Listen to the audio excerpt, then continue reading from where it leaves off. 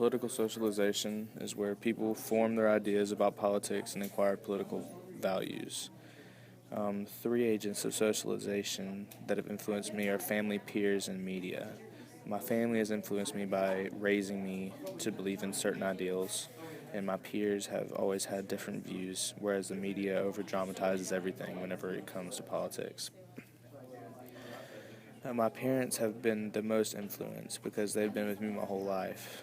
My parents do not vote, but I do plan to vote, so I do not think there is a direct correlation between the two. I think that voting is important because it gives you a voice and it makes you feel like you're helping the government change for how you want it to change. I think some reasons for not voting is whenever there's really no reason to. For example, if you're a Democrat in Alabama. Some ways that we can improve the voter turnout is to mail the ballot. You could have an extended time frame for the ballot. You could have electronic ballot. You could have a lot of things like that. The state government writes the voting laws, and it impacts who can vote by each state determines who has the right to vote and who does not. If I'm tracing the path of rights in America, it first started when only white men that own property can vote. And then through abolishing slavery in the 14th Amendment, then black people or black men could vote. And in the 19th Amendment, then women can vote. And in the 26th Amendment, everybody that was 18 or older could vote. I think that this age should not be decreased or increased because I think it is the perfect age. I really think that whenever it comes down to it, that if you can enlist in the Army and you can be a part of the workforce, then you should be able to vote. Political polls serve a purpose to try to change ideas and bring up a big purpose.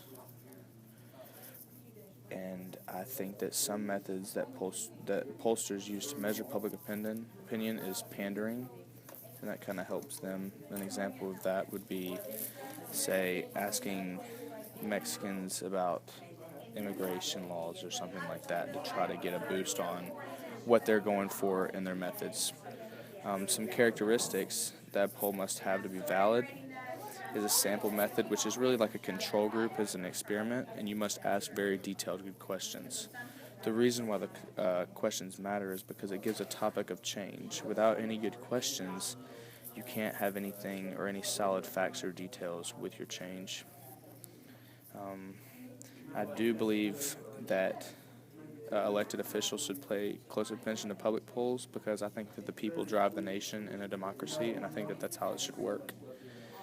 I think that some methods that candidates use to advertise their campaigns are propaganda. I think they're also scare tactics, and they also use celebrities and more of endorsements. I think the most effective method, though, is the propaganda because it shows what you will change, and people always want to know what they will change. The phenomenon of name recognition plays use in many methods of advertising because I think people go with what they know instead of going for a gamble. If I'm identifying and give examples of the one-party political system, then it would be a one-party system is basically a party that's ruled by one group or one person. And an example of that would be a dictatorship, like the Nazis or Mussolini back in World War II. The two-party system would be what we have, where the Democrats and Republicans in America, and a multiple-party system is used a lot in Germany and France, and that's where a lot of parties are used or all can run for office, so they don't necessarily have to have the majority. Third parties are basically parties that are not Republican or Democrat in our system, and those are parties that basically throw out their ideas, and it's really to get different words out for them. The purpose that they serve is for that. They also serve for a spoiler effect. It's where a third party can hurt another party by taking away their votes. An example of this would be in 2004, whenever Nader took away a lot of the Democratic votes, giving the Republicans an edge.